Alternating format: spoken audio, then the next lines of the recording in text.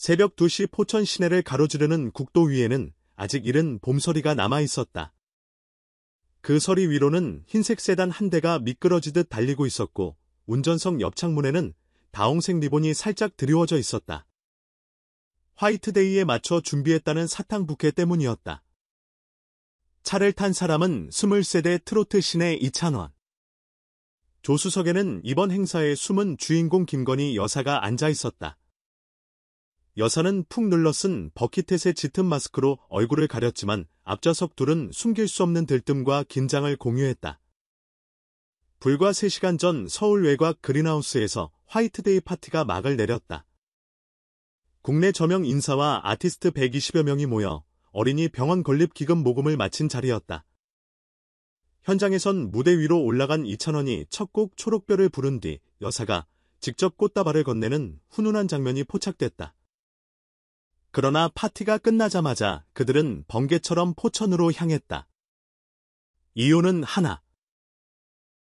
이찬원의 어머니가 운영하는 작은 노인복지센터의 새벽 간식 나눔 현장을 여사가 깜짝 방문하기로 했기 때문이다.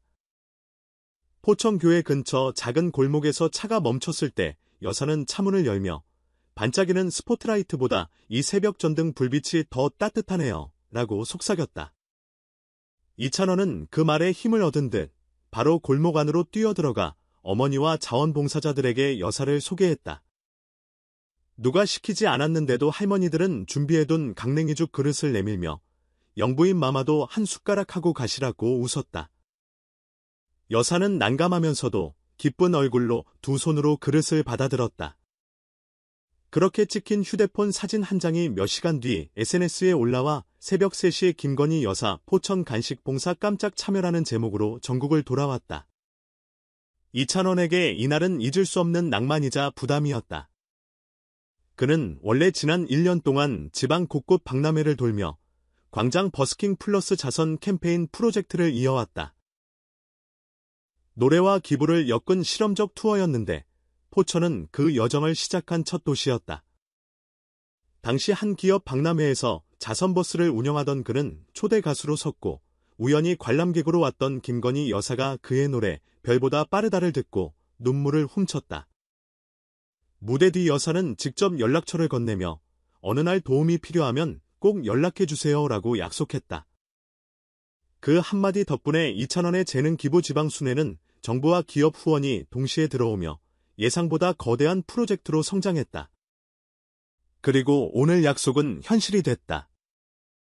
여사는 한밤중 봉사를 마친 뒤 이찬원 가족에게 돌아가는 길에 대통령이 좋아한다는 칼국수집이 근처라는데요. 다 같이 가 보실래요? 라며 농담까지 곁들였다. 하지만 이찬원은 웃으며 고개를 저었다. 지금은 팬들이 더 기다리고 있어요.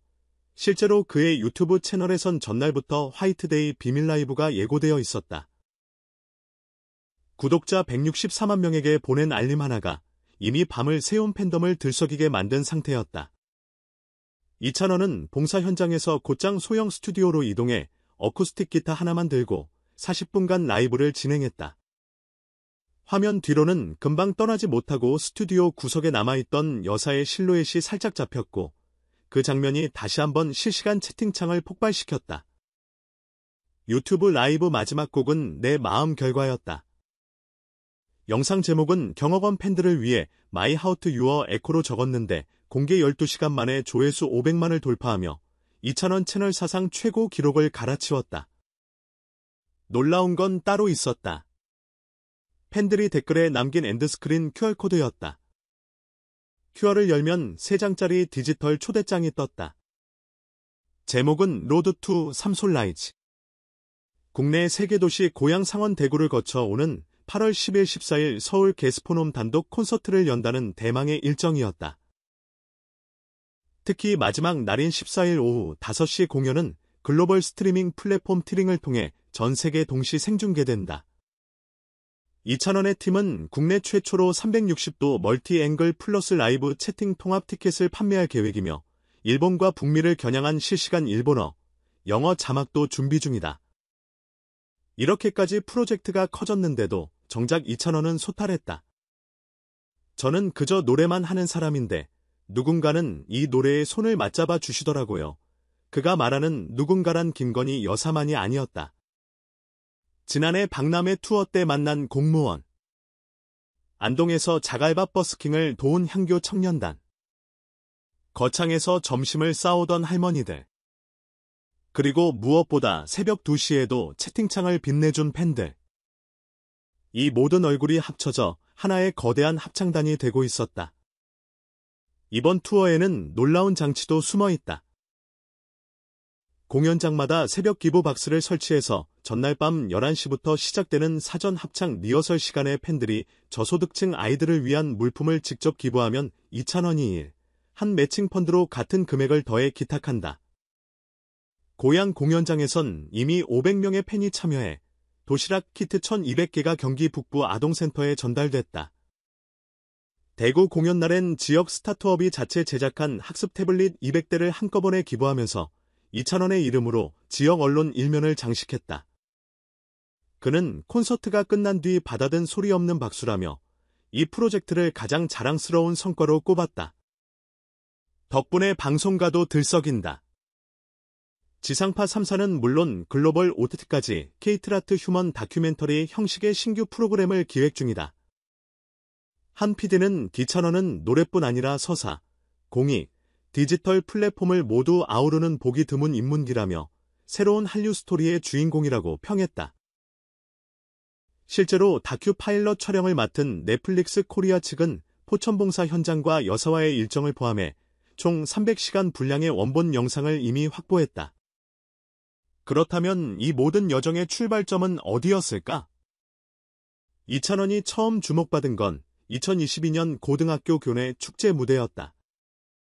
영상을 올린 친구가 소리를 지배한 17살이라는 제목으로 SNS에 올렸고 홍대 인디 레이블 PD가 그 영상을 공유하면서 이름 없는 고등학생은 하루아침에 트로트계 유망주로 도약했다. 이후 전국 노래자랑 출연, 대형 오디션 프로그램 준우승, OST 참여, 그리고 지정권이라는 별명이 붙을 정도로 무대마다 뛰어난 기량을 선보였다. 그가 오디션 결승에서 불렀던 곡 사내는 당시 실시간 음원 차트 1위를 차지하며 20대에게 트로트가 힙할 수 있다는 사실을 각인시켰다. 그 힙함은 멈추지 않았다. 이찬원의 신곡 네임메이커는 힙합 프로듀서 지라이와 전설적 작곡가 윤일상이 합작한 크로스오브 곡으로 808 베이스 위에 아쟁 선율을 얻는 파격적 편곡을 선보였다. 공개 3주 만에 음원 플랫폼 멜론 탑100 4위에 안착하며 트로트와 힙합의 융합이라는 낯선 실험에 대중이 호응했다. 뮤직비디오는 패션 디자이너 김소룡이 참여, 조선시대 홀레복과 미래적 실리콘 소재를 결합한 의상을 선보여 패션계까지 술렁이게 했다. 덕분에 케이트라트 3.0이라는 키워드가 SNS 트렌드에 올랐고 이찬원의 인스타그램 팔로워는 3개월 만에 30만 명이 늘었다. 하지만 화려함 뒤에도 그는 꾸준히 새벽 루틴을 지킨다. 라이브 방송을 마친 밤에는 꼭 묵직한 공책 2권을 편다. 하나는 그날 만난 사람과 팬들이 들려준 이야기, 다른 하나는 무대에서의 실수와 개선점을 적는 공연일지다. 그는 손글씨로 적으며 타이핑보다 팬의 저항이 몸에 새긴다고 말했다. 이 습관은 초등학생 때부터 이어져서 지금껏 공책이 60권이 넘는다. 이번 육성 투어가 끝나면 그는 이 노트를 토대로 노래로 세상을 엮는 법이라는 제목의 에세이를 출간할 예정이다. 출판사 관계자는 원고가 이미 800쪽을 넘어섰지만 대부분이 팬들에게 받은 편지와 대화의 기록이라며 에세이보다는 서간집에 가깝다고 전했다. 이찬원은 또한 차세대 메타버스 플랫폼 블룸버와 손잡고 가상 공연장을 짓고 있다. 팬들은 자신만의 아바타로 콘서트에 입장해 실제 K스포돔 좌석과 동일한 구조의 가상 좌석을 선택할 수 있다. 공유된 컬러 팔레트로 스스로 야광봉을 디자인할 수도 있고 인터랙티브 미션을 통해 공연 중간에 무대 조명을 바꿀 권한을 얻을 수도 있다. 이찬원은 아날로그 감성이 제 무대에 뿌리지만 디지털 기술이 그 감성을 전 세계로 확장해준다며 오프라인, 톤라인, 메타버스 3중 콘서트가 곧 K 콘텐츠 표준이 될 거이라고 자신했다. 실제로 블룸버는 서울 공연 3건 모두 연동 예정이며 티켓 오픈을 하루 앞두고 사전 가입자가 5만 명을 넘어섰다. 김건희 여사와의 인연도 계속된다. 여사는 문화예술공원 프로젝트 나눔별 멤버십 명예 후원자로 참여해 팬과 함께하는 자선기금 전달식에 참석할 예정이다. 이찬원 측은 정치적 상징성을 최대한 배제하고 아티스트와 후원인이 함께 꾸리는 순수문화 기부라는 점을 강조했다. 실제로 기부금 내역은 블록체인 공시 시스템을 통해 실시간 투명 공개할 계획이며 팬들이 직접 어디에 기부했는지 확인할 수 있는 트랜잭션 뷰어도 도입된다. 여사는 드막의 힘으로 투명성을 증명해보자는 말로 프로젝트에 힘을 보탰다. 이 모든 소식이 퍼지자 연예계뿐 아니라 경제지까지 술렁였다. 한 경제일간지는 이찬원 관련 키워드가 한국 증시 엔터테마주 검색량 1위라고 보도했다. 그의 매니지먼트사는 IPO까지 거론되며 앞서 하이브, YG가 보여준 팬덤 기반 콘텐츠 비즈니스 모델이 트로트 시장에서도 통할지를 검증 중이다.